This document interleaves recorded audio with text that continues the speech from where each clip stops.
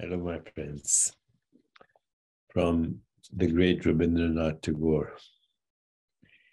In desperate hope, I go and search for her in all corners of my room, and I do not find her. My house is small, and what once has gone from it can never be regained. But infinite is your mansion, my Lord, my divine self, and seeking her, also my divine self, I have come to your door, to my door. I stand under the golden canopy of your evening sky and lift my eager eyes to your face. I have come to the brink of eternity from which nothing can vanish, no hope, no happiness, no vision of a face seen through tears. Oh, dip my emptied life into that ocean. Oh, dip my emptied life into that ocean. Plunge it into the deepest fullness.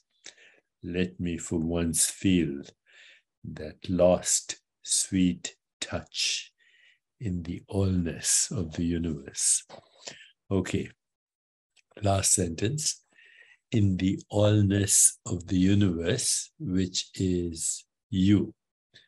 Which is you. This is what the greatest teachers have said all along. The allness of the universe, which is you. Jesus. In my Father's house, there are many mansions. In the house of divinity, there are infinite mansions. So, the awakening of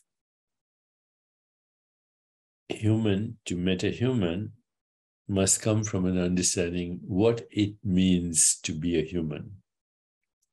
So let's start just with that. What is a human being? A human being is a process that we call a person. A person is not a noun. A person is a verb. It's an activity. Seen objectively, that activity starts as a fertilized egg, becomes a zygote, an embryo, a baby, a toddler, a child, teenager, adult, mature adult, all the way to dusty death. This is an activity. And what is it an activity of?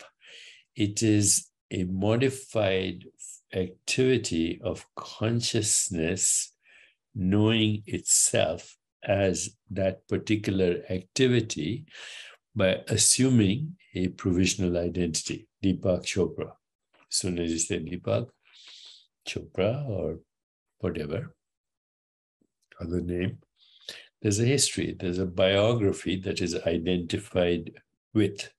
And that history, that biography includes every cultural conditioning since the beginning of when humans created language and started to define models of reality called mind, body, universe, etc.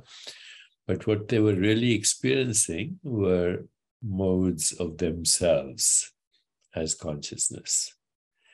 Consciousness was experiencing modes of itself as this person, this knower, this mode of knowing, and this experience that is known. Observer, observing that which is observed, and a changing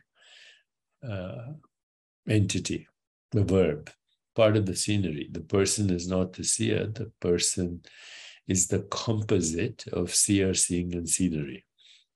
What's behind of all this? Consciousness modifying itself as this particular entity. So when you have the experiential knowledge that you're not a person, that it is just a role you're playing with a particular provisional identity that changes moment to moment, even in a lifetime. So what's my identity? Well, doctor, internist, neuroendocrinologist, writer, father, son, brother. God, if I start to count all the roles I play, it's obvious that it is my destiny to play an infinity of roles. But I'm not the roles I'm playing. This is a uniform, and this uniform changes all the way from birth to death, and then recycles as another uniform. And if your karma, habits, assumptions, beliefs, expectations, imagination, ideas recycle, then that which recycles is the same person. But imagine what a static person would be. Imagine if a child didn't grow up. Imagine if a child did not go through teething. Imagine if a child did not have the experience of adolescence, teen, sexuality. You would be concerned that something is wrong. So it is the nature of existence to keep evolving, growing to higher levels of identity, and then ultimately to awaken to the witnessing element in that identity. I'm not Deepak Chopra, but I'm the witness observing this process called Deepak Chopra. That witness is the awakening to metahuman from human. And one day, the witness dissolves, and all that's left is eternal, blissful, infinite, dimensionless, formless being. And then you know what it is to be a human being. A human being is a metahuman, being human. A human being is a metahuman acting the part of a human.